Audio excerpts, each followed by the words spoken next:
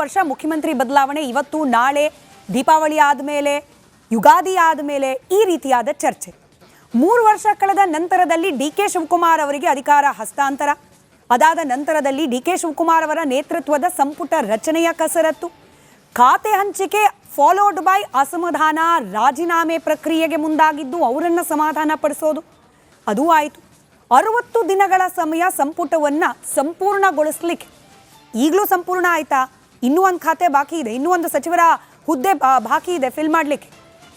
ಆದರೆ 3 ವರ್ಷ ಕಳಿತು, ಡಿ.ಕೆ. ಶಿವಕುಮಾರ್ ಅವರು CM ಆದರು, ಅವರ ಸಂಪುಟದ ಸಹೋದ್ಯೋಗಿಗಳ ಮೊದಲ ಬ್ಯಾಚನ್ನು ಆಯ್ಕೆ ಮಾಡಿಕೊಂಡದ್ದಾಯಿತು, ಅವ್ರಿಗೆ ಖಾತೆ ಹಂಚಿದ್ದು ರಾಮಾಯಣ ಆಯಿತು. ಈಗ 2ನೇ ಬ್ಯಾಚ್. ಇಲ್ಲಿಗೂ ಕೂಡ ಈ ಪ್ರಕ್ರಿಯೆ ಅನ್ನೋದೇನಿದೆಯಲ್ಲ, ಸರ್ಕಾರ ಸುಗಮವಾಗಿ ನಡಿಲಿಕ್ಕೆ ಬೇಕಾದ ಪ್ರಕ್ರಿಯೆಗಳು ಅದು ಪೂರ್ತಿನೇ ಆಗ್ತಿಲ್ಲ ಅಂತ. ಹತ್ತತ್ರ 4 ವರ್ಷ ಆಗ್ತಾ ಬಂತು, ಇನ್ನು 6 ತಿಂಗಳು ಕಳೆದ್ರೆ ಎಲೆಕ್ಷನ್ ಮೋಡ್ಗೆ ಹೊರಟೋಗುತ್ತೆ ಇಡೀ ರಾಜ್ಯ ರಾಜಕೀಯ. ಹಿಂಗಿದ್ರೂ ಕೂಡ ಸದಾ ಬದಲಾವಣೆಯ ಪ್ರಕ್ರಿಯೆಯಲ್ಲೇ ಇರುವಂತಹ ಸರ್ಕಾರದಲ್ಲಿ ಆಡಳಿತ ಯಂತ್ರ ಅನ್ನೋದು ನಿಜವಾಗ್ಲೂ ಚುರುಕಾಗೋದು ಯಾವಾಗ, ಸುಗಮವಾಗಿ ನಡೆಯೋದು ಯಾವಾಗ? ಸಚಿವರಿಲ್ವಾ? ಈ ಪ್ರಶ್ನೆಗೆ ಉತ್ತರ ಇದ್ದಾರೆ. 33 ಮಂದಿ ಸಚಿವರಿದ್ದಾರೆ, ಆದರೆ ಖಾತೆ ಹಂಚಿಕೆ ಆಗಿಲ್ಲ. ಕೃಷಿ ಸಚಿವರಿಲ್ಲ, ಹಾಗೆ ಶಿಕ್ಷಣ ಸಚಿವರಿಲ್ಲ. ಹೀಗಾಗಿ ಸಚಿವರು ಅಂತಿದ್ರೂ ಕೂಡ ಡೆಸಿಗ್ನೇಟೆಡ್ ರೆಸ್ಪಾನ್ಸಿಬಿಲಿಟಿ ಇಲ್ಲದೆ ಇರೋದ್ರಿಂದ ಸಚಿವರಿದ್ದಾರೆ, ಆದರೆ ಎಲ್ಲಿದ್ದಾರೆ ಅನ್ನೋ ಪ್ರಶ್ನೆ ಕೇಳೋ ಹಂತಕ್ಕೆ ಸದ್ಯಕ್ಕೆ ಡಿ.ಕೆ. ಶಿವಕುಮಾರ್ ಅವರ ನೇತೃತ್ವದ ಸರ್ಕಾರ ಇದೆ. ಇದು ಸರಿ ಹೋಗುತ್ತಾ? ಸರಿ ಹೋಗೋದು ಯಾವಾಗ? ಎಲ್ಲ ಪ್ರಶ್ನೆಗಳಿಗೆ ಉತ್ತರವನ್ನು ಕಂಡುಕೊಳ್ಳೋ ಪ್ರಯತ್ನವನ್ನು ಇವತ್ತಿನ ಮಹಾಭಾರತ ಚರ್ಚಾ ಕಾರ್ಯಕ್ರಮದಲ್ಲಿ ಮಾಡ್ತಾ ಹೋಗೋಣ. ಚರ್ಚೆ ಪ್ರಾರಂಭಕ್ಕೆ ಮುಂಚೆ ಈ ಬಗ್ಗೆ ಒಂದು ವರದಿ ನಿಮ್ಮ ಮುಂದೆ.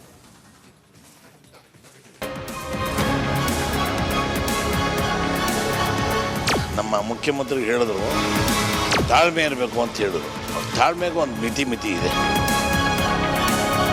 ಹೆಸರಿಗೆ 33 ಸಚಿವರ ಆಲ್ಮೋಸ್ಟ್ ಪೂರ್ಣ ಸಂಪುಟ, ಸುಭದ್ರ ಬಹುಮತದ ಸರ್ಕಾರ. ಆದರೆ ಅದ್ಯಾಕೋ ಈ ಬಾರಿ ಕಾಂಗ್ರೆಸ್ ಸರ್ಕಾರ ರಚನೆ ಆದಾಗಿನಿಂದ ಅಭದ್ರತೆಯೇ ಕಾಮನ್ ಆಗಿ ಹೋಗಿದೆ. ಮೊದಲು CM ಬದಲಾವಣೆ ಗದ್ದಲ, ಅಭಿವೃದ್ಧಿಗೆ ಹಣ ಇಲ್ಲ ಅನ್ನೋ ಕೈ ಮನೆಯೊಳಗಿಂದಲೇ ಆಗಾಗ ಬರ್ತಾ ಇದ್ದ ಅಸಮಾಧಾನ.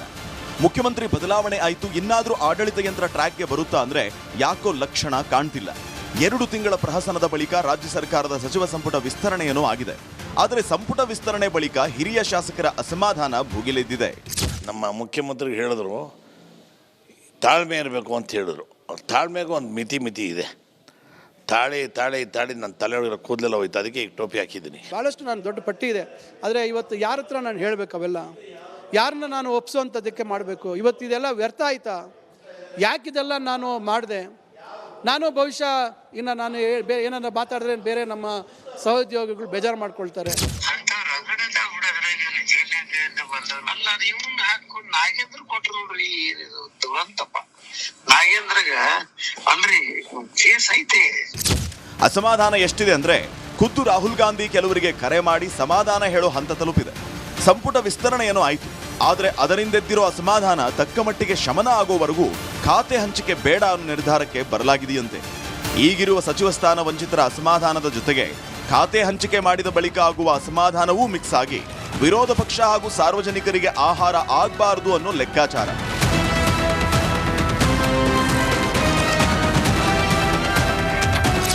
ಆದರೆ ಖಾತೆ ಹಂಚಿಕೆ ಲೇಟ್ ಆದಷ್ಟು ಸರ್ಕಾರಕ್ಕೆ ಸಂಕಷ್ಟ, ಬರ ನೆರೆ ಸಂಕಷ್ಟ. ಸಹಜವಾಗಿ ಅನ್ನದಾತರು ತೊಂದರೆಯಲ್ಲಿದ್ದಾರೆ. ಆದರೆ ರೈತರ ಕಷ್ಟ ಆಲಿಸೋದಕ್ಕೆ ಸರ್ಕಾರದಲ್ಲಿ ಕೃಷಿ ಸಚಿವರೇ ಇಲ್ಲ. ಸ್ಕೂಲ್ಗಳು ಓಪನ್ ಆಗಿ 2 ತಿಂಗಳಾಯಿತು. ಶಾಲೆಗಳಲ್ಲಿ ಬಿಸಿಯೂಟ, ಸಮವಸ್ತ್ರ ಇನ್ನಿತರ ಸಮಸ್ಯೆಗಳಿದ್ದು ಇದಕ್ಕೆ ಪರಿಹಾರ ಕೊಡೋದಕ್ಕೆ ಶಿಕ್ಷಣ ಸಚಿವರೇ ಇಲ್ಲ. ಇದೇ ಆಗಸ್ಟ್ 13ರಿಂದ 27ರವರೆಗೆ ಮಳೆಗಾಲದ ಅಧಿವೇಶನ ನಡೆಯಲಿದೆ. ಸಂಸದೀಯ ವ್ಯವಹಾರಗಳ ಸಚಿವರೇ ಇಲ್ಲ. 19 ಖಾತೆಗಳು ಹಂಚಿಕೆ ಆಗದೆ ಉಳಿದಿದ್ದು ವಿಪಕ್ಷಗಳ ಪ್ರಶ್ನೆಗಳಿಗೆ ಸೂಕ್ತವಾಗಿ ಉತ್ತರ ನೀಡೋರೇ ಇಲ್ಲದಂತಾಗಲಿದೆ. ಅಲ್ಲಿಗೆ ಸಚಿವರಿದ್ದಾರೆ, ಆದರೆ ಸಚಿವರಿಲ್ಲ ಅನ್ನುವಂತಾಗಿದೆ ಡಿ.ಕೆ. ಸರ್ಕಾರ. ಇದಕ್ಕೆ ಪರಿಹಾರ ಯಾವಾಗ, ಹೇಗೆ? ಬನ್ನಿ ಚರ್ಚೆ ಮಾಡೋಣ.